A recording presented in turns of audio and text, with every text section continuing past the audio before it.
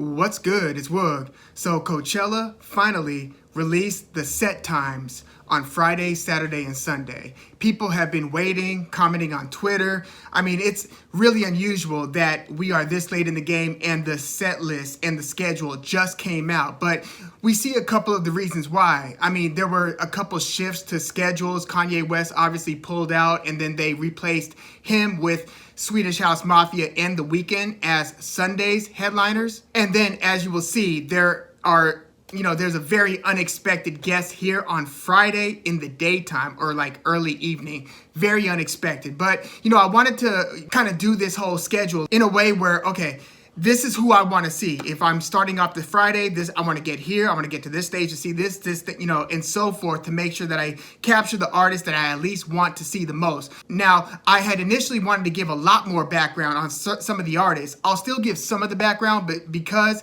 they did this so late in the game, there's really no time to waste. I want to get right into it. So let's start off with Friday. Now you wake up in the morning, get out of your tent or your hotel. You get to basically, the fairgrounds and such, right? Well, the first thing that I would try to see is right around 2 o'clock p.m. And there's actually like a small conflict, and there's going to be a lot of conflicts and a lot of tough decisions, really. But the first conflict that I'd run into is between Princess Nokia and Aruj Aftab. Princess Nokia is kind of like a rapper, indie rapper, underground indie style rapper, very progressive, very interesting, and her sound has evolved a lot in her career. And then you've got Aruj Aftab, who's kind of like an ambient. She was actually up for Best New Artist this year. Aruj Aftab, kind of like an ambient jazz. She's Pakistani, but she has a lot of multi-instrumentation.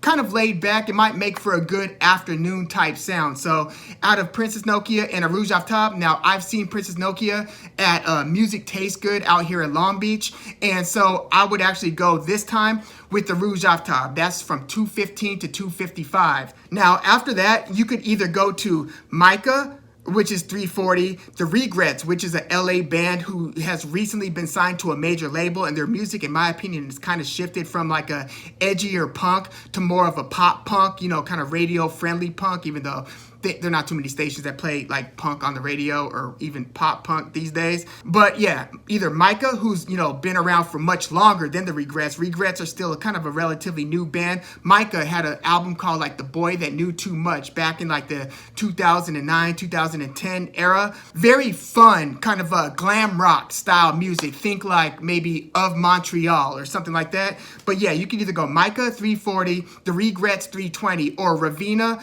at 3:20. I think that I would actually go. Now, I've seen the Regrets a few times. I actually shot them video-wise a few times. So with this one, I'm actually going to go with Ravina at 3:20. Interesting kind of R&B, indie soul style singer. I would go with Ravina. I think you're going to have a good time going from Aruj Aftab to Ravina. And then if you want to try to squeeze in like the end of the Micah set, you could try to get back over to the Coachella stage to see some of Micah. Now, after that, there are a lot of artists that unfortunately you're going to have to miss because the unexpected guest is Arcade Fire at 6:45.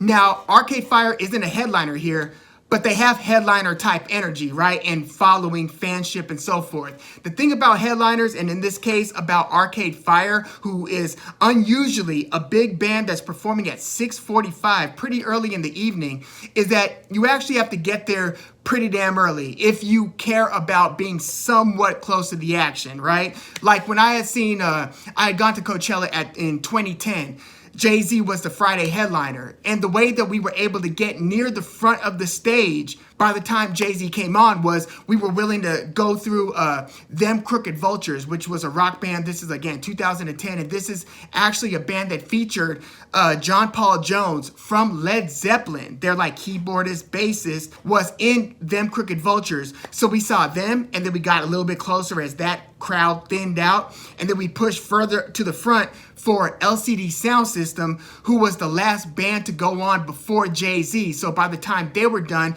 we were like maneuvering closer to the front. So by the time Hove finally came on, we were near the front. It was golden. You might have to do something a little bit similar to try to get near the front for Arcade Fire. So that means that you're going to have to miss Still Woozy, which, I think is a little bit overrated of an indie band. I get why they are somewhat popular, but they kind of feel very derivative. I feel like there are other bands that I could point to that are in the same vein that to me are a little bit more interesting than Still Woozy, but Still Woozy's name has grown to where they've leapfrogged a lot of those more interesting bands, in my opinion. But you're gonna have to miss Still Woozy at 425. You're gonna have to miss indie soul, indie pop style singer, kind of neo soul style. At least that's what we would have called it back in the day. Ari Lennox is 450. I would otherwise love to see Ari Lennox, but I've got to get in line basically and watch Carly Rae Jepsen at 545 because she's going to be performing on the same stage as Arcade Fire. So basically, whether you pick Micah, The Regrets, or Ravina at around 320, 340, after they're done, you're going to want to get over to the Mojave stage, get in line, maybe even catch the end of Still Woozy. So Still Woozy is actually on the same stage as Arcade Fire. So if you do care to see Still Woozy at 425, you could see Still Woozy, then Carly Rae Jepsen. If you don't remember, she was the Love Me, what was it? Call Me Maybe. And then she's actually had a very underrated career. Very good pop albums, but I don't think she's been as like popular or surging as like the Charlie XCXs who kind of make similar pop style music. Very good and underrated artist. I feel like her coming out with such a big hit with Call Me Maybe kind of set her back in terms of credibility and people really taking you seriously as an artist. Sometimes you could just fall a victim to having such a big hit early to where people don't really appreciate your catalog going forward. But, you know, if you want to see Arcade Fire and you want to get close to the front, I would recommend Still Woozy and then Carly Rae Jepsen. And then if you keep on kind of maneuvering towards the front, you could be in a pretty good position by the time Arcade Fire comes on at 6:45 p.m. One of the, seminal indie bands of the past like 20 years, starting with their great album, Funeral, followed by Neon Bible, and then, The Suburbs, all very good albums. Arcade Fire is phenomenal. I haven't loved their work after that as much, Reflector and so forth, but yeah, gotta see Arcade Fire. Now, what happens when Arcade Fire comes off the stage? Now it's 7:45, so now you've got a couple of difficult decisions to make here.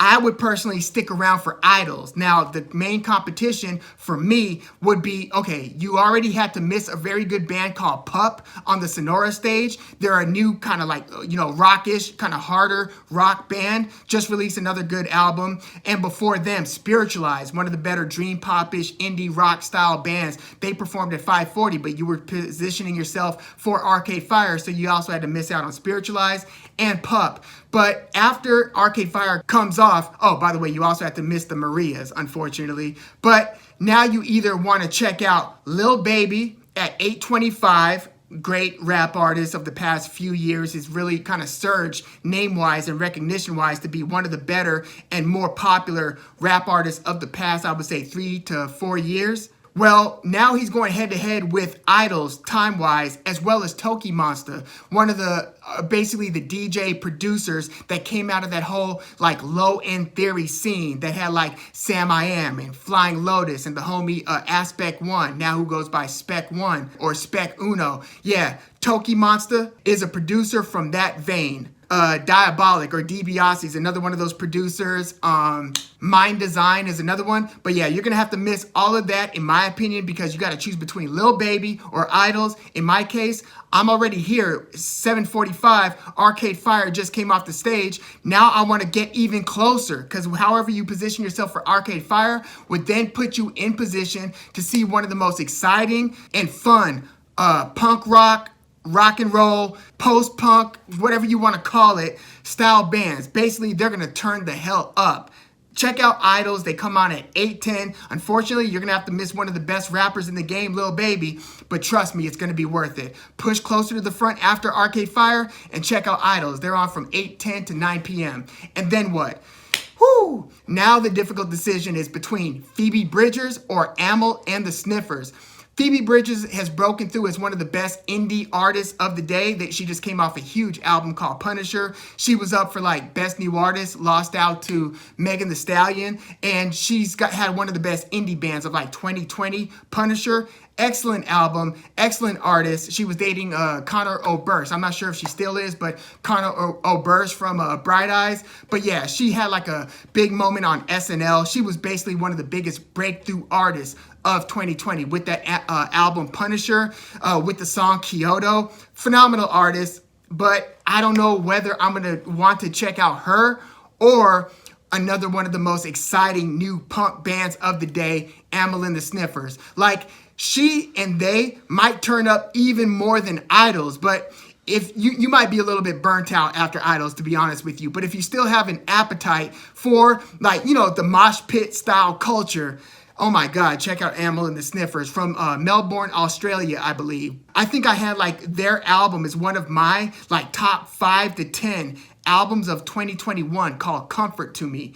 Amyl and the Sniffers, relentless style band, and they kind of have like a nuanced approach to punk rock, like conceptually, her delivery, her energy, because a lot of the times, punk bands are kind of hinging upon the charisma of their frontman or frontwoman. In this case, Amy Martin from Amyl and the Sniffers, she is just phenomenal. So I would, it's crazy to say it, but I might check out Amyl and the Sniffers instead of Phoebe Bridgers. But I don't know. Like, once you're there, you might decide to go with Phoebe Bridgers, and I would totally understand that. So take your pick, Phoebe Bridgers or Amyl and the Sniffers. But in choosing one of them two, you're also going to miss out on 2 other very good artists. The Avalanches, like kind of like an iconic DJ, kind of EDM, not EDM, but still electronic, kind of with the DJ Shadow style, where you're mixing in some of the samples. Some of it's kind of like, dubstep. Some of it's kind of danceable, almost like a form of house. But the Avalanches had a iconic album called Since You've Been Gone. No, not Since You've Been Gone. Since You've Been Gone was that Kelly Clarkson song. It was called Since I Left You. That was like an iconic electronic DJ style, kind of hybrid genre bending album. Avalanches, you would miss out on them if you check out Phoebe Bridgers or Amyl and the Sniffers. And you're going to miss out on Baby Keem, who actually won a Grammy for his song with Kendrick Lamar. The song was called Family Affair or Family Ties, one or the other, and his album was called Melodic Blue. He was up for like Best New Artist as well. So yeah, very good artist. And on his same stage, again, you would be missing out on him if you check out those other 2. But if you prefer to check out one of the best rappers instead of Amyl and the Sniffers or Phoebe Bridgers, go check out Baby Keem, because you would also be in position right after Baby Keem to check out Big Sean, one of the better MCs, rappers of the past like 10 to 12, 15 years. Now he's on at like 10:45. So if you check out Big Sean, you're going to miss out on not only Daniel Caesar, but having any chance to get close to the stage for Friday's headliner, Harry Styles. So if you want to be in position, decent position for Harry Styles, you're going to have to miss out on Big Sean and Baby Keem. In fact, I would suggest that after like Phoebe Bridgers or Amyl and the Sniffers, or you might even want to leave their set a little bit early to then catch like some of Daniel Caesar's set. He performs at 10:10 to 10:55, and then Harry Styles comes on that same Coachella stage, which means you're also going to miss out on the very good breakthrough R&B artist Snow Allegra. But yeah, if you want to check out the headliner, Harry Styles, make sure that you are in position and kind of there for much of Daniel Caesar's set just before that. So yeah, and then after Harry Styles, you could then go to the outdoor theater if you want to check out one of the best kind of hybrid rock, prog rock, krautrock, psychedelic rock, experimental rock, all variations of indie rock, basically.